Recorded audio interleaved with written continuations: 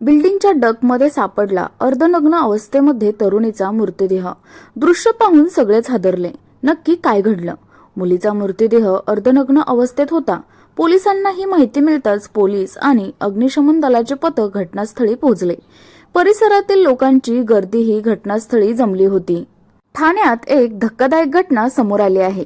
एका 10 मजली निवासी इमारतीच्या व्हेंटिलेशन डक्टमध्ये एका 10 वर्षाच्या मुलीचा मृतदेह सापडला। अत्यंत संशयास्पद स्थितीत हा मृतदेह आढळल्याची माहिती पोलीस अधिकाऱ्यांनी दिली आहे।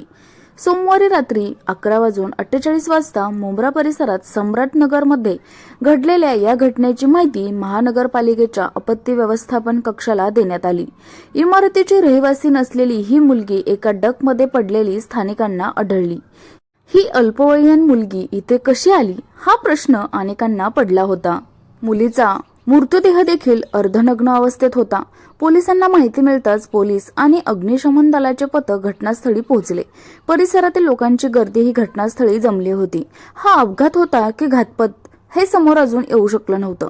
मुलीसोबत काही गैरकृत्य झालं का हा शोधण्याचा पोलिसांचा प्रयत्न आहे। मृत मुलगी ही ठाकूरपाडा परिसरातील रहिवासी होती। जोरात आवाज आला, मृतदेह पाहून हादरलो। इमारतीच्या पहिल्या मजल्यावर राहणारा इरफान म्हणाला की पाणी येत नव्हतं। तेव्हा जोरात आवाज आला तेव्हा मला वाटलं पाण्याचा पाईप तुटला असेल। मी खिडकी उघडून पाहिलं तर इथे एका 9 ते 10 वर्षाच्या मुलीचा मृतदेह पडलेला होता। मुंब्रा पोलीस स्टेशनमध्ये त्याने कळवलं आणि अग्निशमन विभागाच्या पथकाला सोबत त्याने कॉल केला आणि सगळेजण तिथे पोहोचले।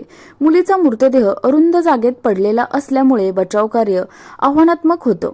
त्यानंतर मोठ्या परिश्रमानंतर अग्निशमन विभागाच्या अधिकाऱ्यांनी मुलीला बाहेर काढलं। कळवा येथील छत्रपती शिवाजी महाराज रुग्णालयात या मुलीला नेण्यात आलं। तेव्हा डॉक्टरांनी मुलीला मृत घोषित केलं आणि तिचा मृतदेह पोस्टमॉर्टमसाठी पाठवण्यात आला। मुंब्रा पोलिसांनी अपघाती मृत्यूची नोंद करून घटनेचा तपास सुरू केलेला आहे। तर प्रेक्षक हो, आपण ठाणे जिल्ह्यामध्ये मुंब्रा येथे ही घडलेली घटना पाहिलेली आहे।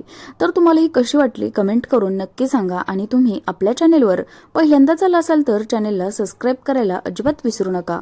भेटूया आपण उद्या एका नवीन स्टोरी बरोबर, नवीन कथेबरोबर, नवीन क्राईम बरोबर। तोपर्यंत सर्वांनी काळजी घ्या।